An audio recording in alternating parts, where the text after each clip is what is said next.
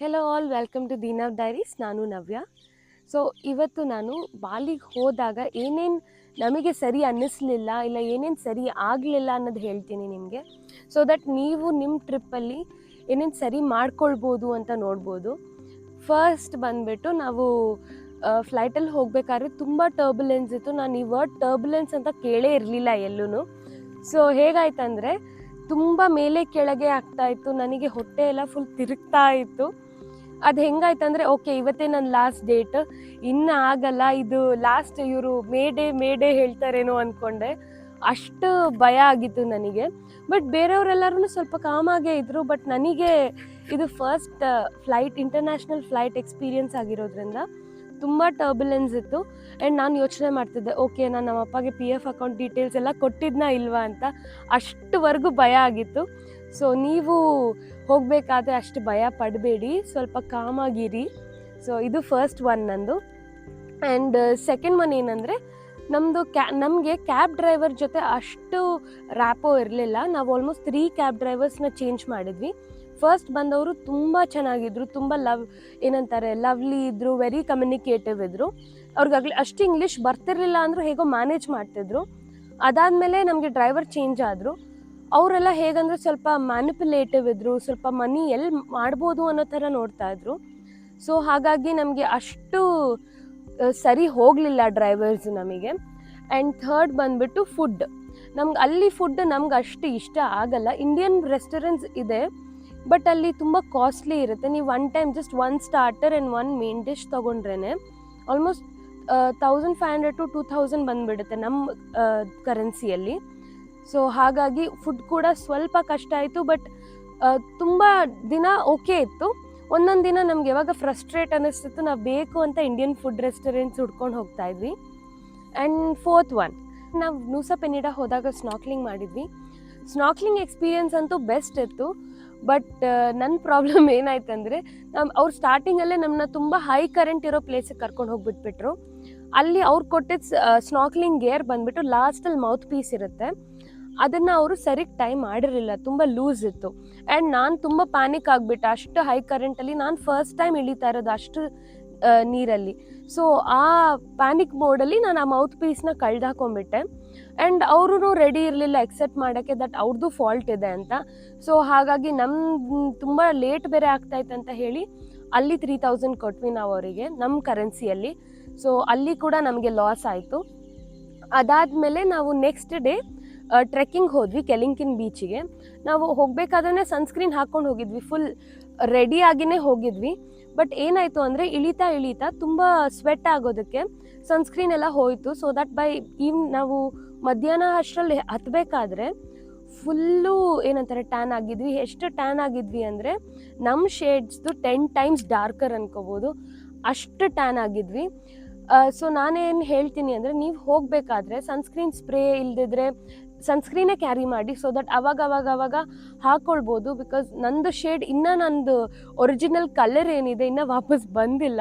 So ಹಾಗಾಗಿ ನಿಮ್ಮ sunscreens right choice ಆಗಿ ಪಿಕ್ ಮಾಡಿ. ಅದಾದಮೇಲೆ ನೆಕ್ಸ್ಟ್ ಒನ್ ಬಂದುಬಿಟ್ಟು ಇದು ಸ್ವಲ್ಪ ಎಮೋಷನಲ್ ಮೂಮೆಂಟ್ ನನಗೆ.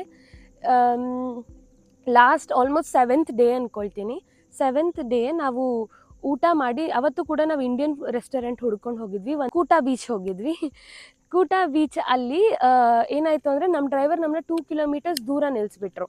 ಅಲ್ಲಿಂದ ನಾವು ರೆಸ್ಟೋರೆಂಟಿಗೆ ನಡ್ಕೊಬಂದು ತಿಂದುಬಿಟ್ಟು ಆಲ್ಮೋಸ್ಟ್ 9 ಆಗಿತ್ತು ಅಂದ್ಕೊಳ್ತೀನಿ.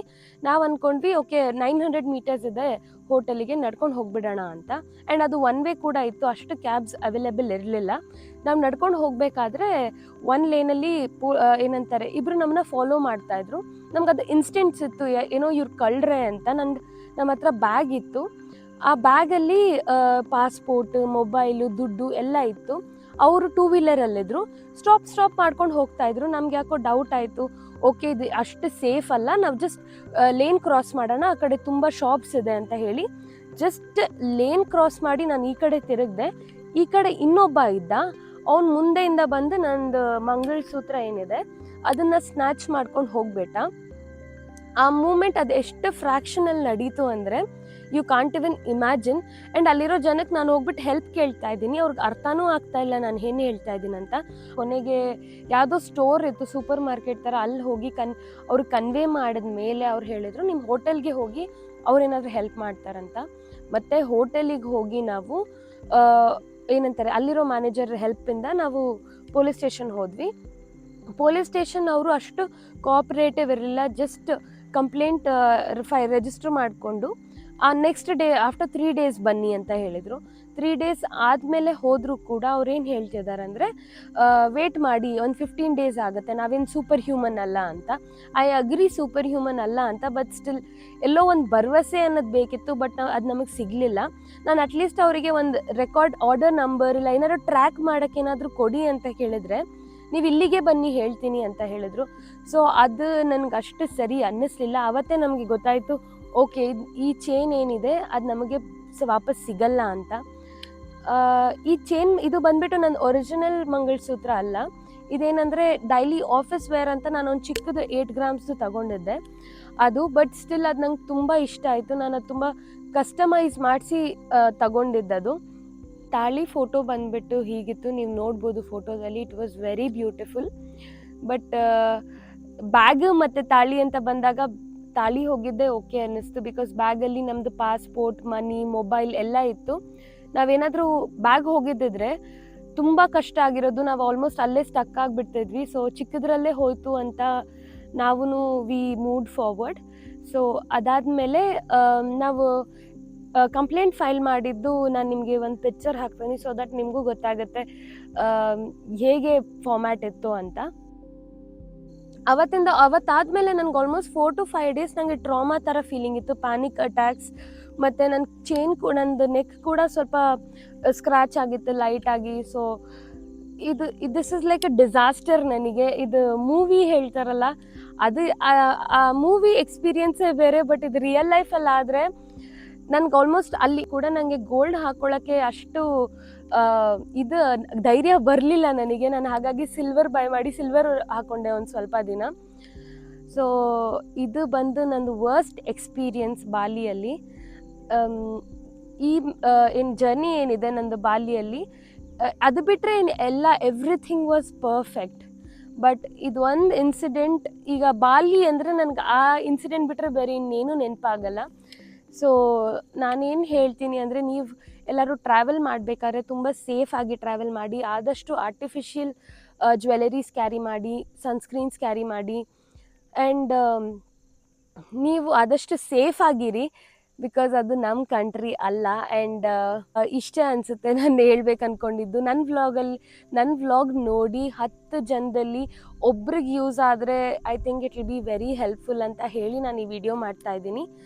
So yes, travel safe. ನನ್ನ ಕಂಟೆಂಟ್ ನಿಮಗೆ ಹೆಲ್ಪ್ಫುಲ್ ಅನಿಸಿದ್ರೆ please share it to your friends who are travelling, so that ಅವರಿಗೂ ಹೆಲ್ಪ್ ಆಗುತ್ತೆ. ಆ್ಯಂಡ್ ಈ ಥರ ಥೆಫ್ಟ್ ಏನಾಗುತ್ತೆ ನೀವು ಅದನ್ನು ಪ್ರಿವೆಂಟ್ ಮಾಡ್ಬೋದು.